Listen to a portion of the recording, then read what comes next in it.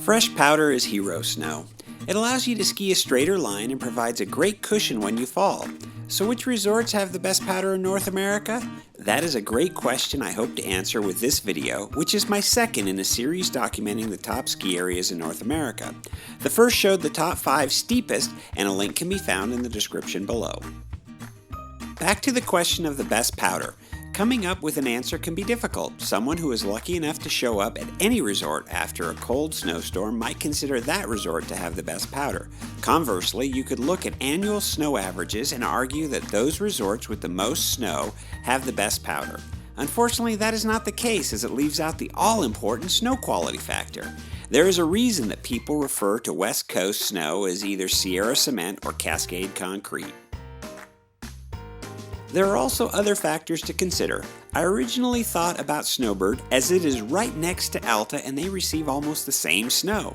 I pulled Snowbird off the list because they have a serious problem opening up the mountain after a storm.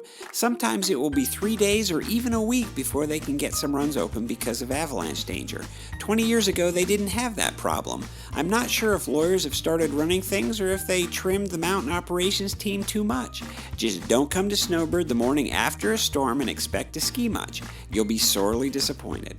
So what is the criteria to make this list? I have had to ski the resort and experience the snow firsthand. I know I have not been everywhere and I am working to get to new resorts every year. Unfortunately, COVID has made it difficult for the past few years, or you would see a lot more Canadian resorts on my list of places visited. If you think I missed a resort, please let me know in the comments below and I will release an updated video if the resort truly does have better powder than any of the resorts on this list. The second criteria to make this list is that it has to have phenomenal powder that everyone who visits can experience. That means I am looking for consistent storms to drop light, fluffy stuff on a semi-regular basis. You know, snow so deep you need a snorkel to breathe. While I don't have the luxury of being able to call off work with the powder flu and chase storms, I have been fortunate enough to visit a lot of resorts outside my home state of Utah and ski some spectacular snow. In no particular order, here is my list. I have lived in Utah for over 30 years and never skied Powder Mountain, until last year. My buddy Jim flew out from California and I met him at the resort for a day of skiing. I forked out the cash for a day pass and was not disappointed. Powder Mountain claims to be the largest ski area in the United States with 8,464 acres. That is almost 3,000 more than Big Sky. Unfortunately, that number includes a lot of the side country around the resort that doesn't have traditional lift access. They do have snowcat and shuttle options for the truly adventurous though. The reason that Powder Mountain made my list is that it really is a large resort, yet they limit lift ticket sales, which eliminates lift lines. The day I skied there, they received more snow than Alta and we skied fresh lines all day long. Sure, they only have one high-speed quad and the best stuff wasn't found anywhere near it, but we had some spectacular runs at the resort even at the end of the day.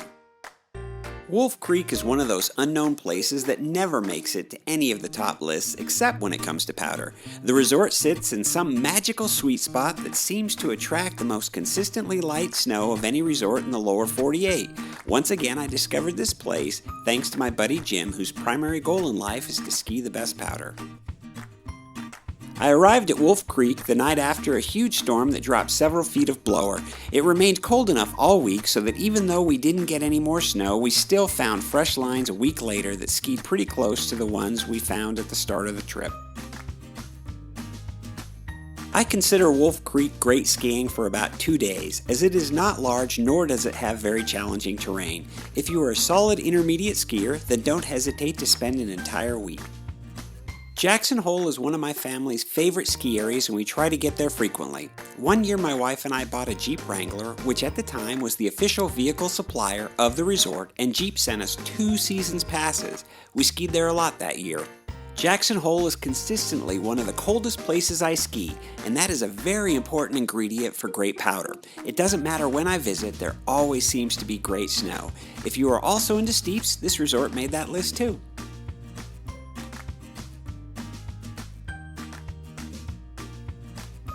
I have always heard good things about Steamboat and have a friend from Chicago that tries to get there several times every year. It wasn't until a neighbor of mine returned from a trip and told me how close it is before I headed there for a visit. My wife and I drove there a month before COVID closed down most of the resorts in North America.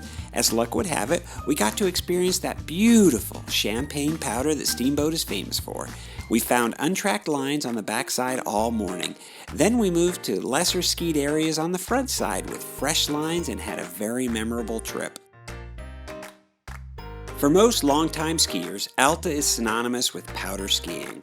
The state of Utah has even gone so far as to trademark the phrase, the greatest snow on earth. And of all the Utah resorts, Alta delivers the best. Even though Snowbird is located right next to this gem of a resort, Alta has noticeably higher quality snow. They also do a significantly better job getting the mountain open after a storm. Locals who are not usually morning people become so on powder days at this resort.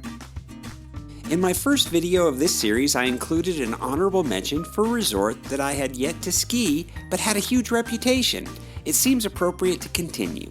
Unfortunately, COVID has limited travel to Canada, and I had several trips planned that had to be canceled. For that reason, I would like to include Revelstoke as my honorable mention in this video, as I understand they have spectacular powder.